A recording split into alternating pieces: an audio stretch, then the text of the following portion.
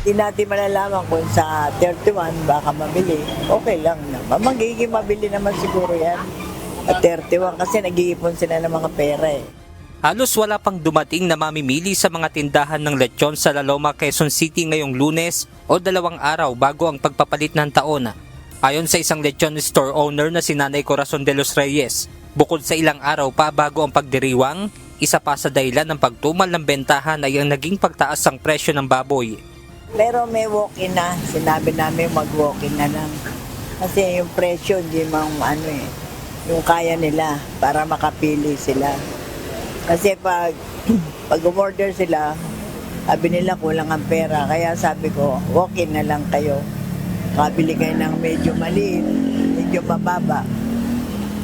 Ganun lang. Saka kung kulang ang pera, 4 kilo. Pero naman kami 4 kilo. Para sa mga talagang gusto isang kilo, ganun. Para meron sila sa lamesa. Sa ngayon ay nasa 13,000 pesos hanggang 19,000 pesos. Depende sa laki ang presyo ng kada isang buong lechon. Para naman maging mas affordable ang lechon, bukod sa ganitong isang buo, ay makakabili rin dito ng tingi-tingi o per kilo. Samantala, sa dako naman ng Divisoria sa Maynila ay unti-unti nang dumadagsa ang mga mamimili ng prutas. 2 araw bago magpalit ang taon, sinamantala na nila Nanay Evangeline Pagigan at Sol Tumaneng ang makapamili upang makaiwas sa inaasahang pagdagsa ng mga mamimili bukas. Ito naman, marami naman nabibili kasi kahit pa paano mura pagdating dito sa parting to. Lagi naman, kaya lang maano talaga ngayon. Maraming tao. Doon nga, hindi na makadaan, tao lang. Kasabay naman ang inaasahang last-minute shopper. Wala naman nakikitang paggalaw sa presyo ng mga itinitindang prutas sa Divisoria. Hindi na tataas. Kasi gano'n na rin. It's na 50, ang bentahan. Para sa presyo ng prutas, ang melon ay mabibili sa halagang 55 to 60 pesos kada kilo.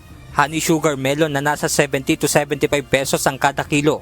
Ang saging at dalandan ay nasa 60 pesos per kilo.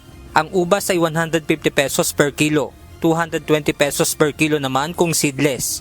Kiat-kiat at sugar kiat-kiat ay nasa 75 pesos per kilo. Ang chiko ay nasa 120 pesos per kilo. Ang mangga ay nasa 200 pesos ang kada kilo. Mangustin na nasa 150 pesos per kilo. Avocado na nasa 180 pesos per kilo at longga na nasa 250 pesos per kilo. Meron din namang prutas na nabibili sa kada piraso, tulad ng pakwan na mabibili sa 80 pesos kung maliit at 150 pesos naman kung malaki. Ang 4 na pirasong orange ay mabibili sa 100 pesos. 50 pesos naman ang kada piraso ng buko. Ang peras at kiwi ay 3 pieces for 100 pesos at ang 4 na pirasong lemon sa halagang 100 pesos. Benedict Samson, UNTV News and Rescue. Diyos ang aming sandigan, serbisyo publiko ang aming pinahahalagahan.